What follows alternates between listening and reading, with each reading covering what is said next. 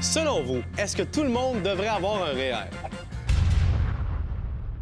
Tout le monde devrait avoir un REER, même si pas tout le monde y pense assez vite dans sa vie parce que la retraite, ça semble vraiment bien loin. Si la maladie frappe, on ne sait jamais, notre régime de pension peut être amoindri. Je pense pas qu'un REER soit la bonne affaire pour tout le monde. Parce que si on est à faible revenu, ça donne pas grand-chose, parce que même si on a un rendement... Les impôts vont grimper, grimper, grimper. C'est vraiment pas la bonne affaire. Chaque année, c'est pareil. Un gros sentiment de culpabilité vous envahit en février. Vous n'avez pas encore contribué à votre REER.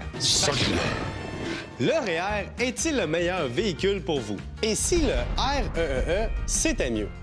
Très peu de familles le savent, mais contribuer à un régime enregistré d'épargne-études devrait généralement être la priorité en matière d'épargne avant le REER et le CELI. Hein, le cégep? Pourquoi? Enfin, il y a des cas d'exception. Non seulement vos économies fructifient à l'abri de l'impôt, mais en plus, vous recevrez une subvention d'au moins 30 de la part des gouvernements. Si vous gagnez un salaire modeste, qui dit petit salaire dit faible taux d'imposition, il se peut que dans ce cas, contribuer à un REER ne vous permette pas de bénéficier de déductions fiscales intéressantes. En plus, au moment où vous commencerez à décaisser, Tiens, un petit bonbon? c'est-à-dire à faire des retraits de votre REER, ça pourrait augmenter votre facture fiscale. Ben, j'ai mon voyage. Par exemple, votre salaire est de 10 000 par année car vous êtes étudiant. Vous ne payez pas d'impôts. Si vous cotisez 1 000 à votre REER, ce n'est pas nécessairement la meilleure idée. Cette déduction ne donnera aucun remboursement d'impôts supplémentaires.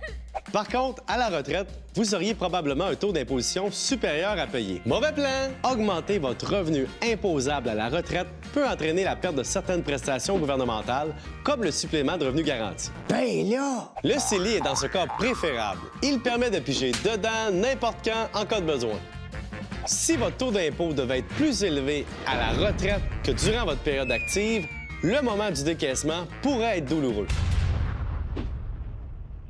Par exemple, vous gagnez 25 000 par année. Si vous contribuez 1 000 à votre REER, vous pourriez recevoir en remboursement d'impôt 285,30 $ avec un taux d'imposition de 28,53 %.